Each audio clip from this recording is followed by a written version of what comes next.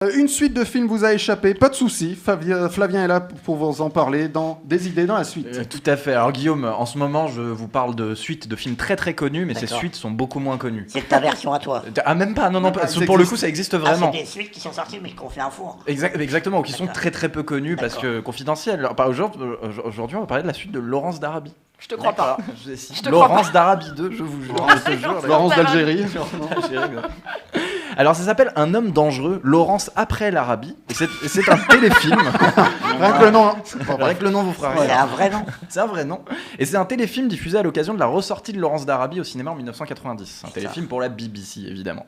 Alors, ce film est réalisé par Christopher Menaul. Et j'ai beau avoir cherché, pour le coup, je n'ai rien trouvé de plus ou moins connu. Il n'a pas de page Wikipédia. Il en a une sur IMDb, mais elle est un petit peu confidentielle, encore une fois.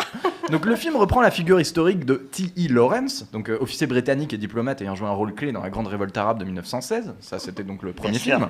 Que tout le monde sait, bien sûr. Que tout le monde connaît. On suit l'histoire de Lawrence en 1919, donc c'est vraiment la suite directe de l'original, ça se passe juste après. Lawrence doit aider un jeune chef arabe à récupérer la Syrie et l'Irak lors d'un sommet diplomatique à Londres. Donc évacuons d'emblée la question qui vous brûle les lèvres. Pour une fois, ce n'est pas un mauvais film.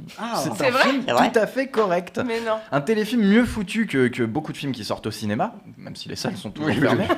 Mais le seul problème, c'est que c'est un peu ronflant. Bon, on n'est pas au niveau d'American Psycho 2, Donnie Darko 2 et surtout Titanic 2.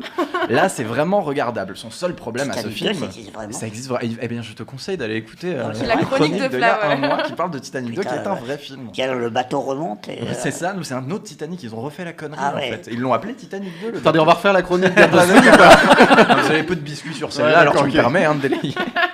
J'irai voir. Alors, je vous explique vite fait, parce que le film n'est pas non plus passionnant. Dedans, il faut savoir que les grands méchants sont les Français, parce que oui, c'est un film britanno-américain.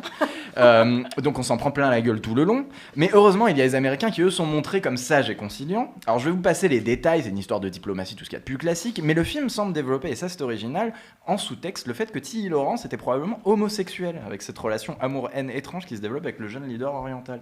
Voilà, ça, c'est pas du tout dans le premier film, pour le coup. Alors, il faut savoir que c'est le premier rôle de fiction de Ralph Fiennes, qui était juste acteur de théâtre jusqu'ici, et que c'est grâce à ce film qu'il a été recruté par Spielberg pour la liste de Schindler, pour faire Amon Gut. On passe quand même, c'est 2 salles, 2 ambiances. Oui, c'est ça. Faut se mouiller la nuque. Exactement.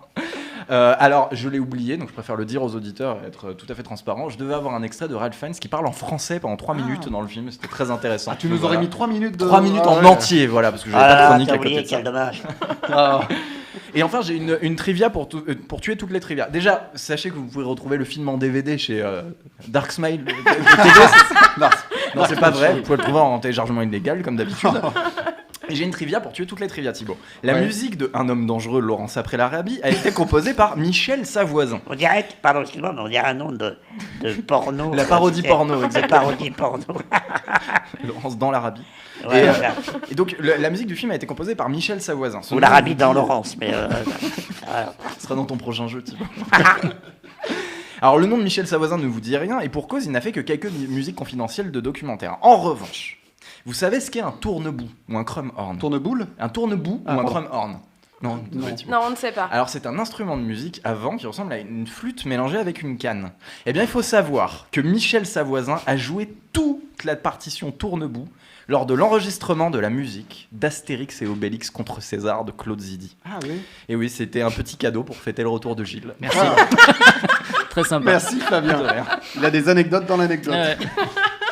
Merci Flavien.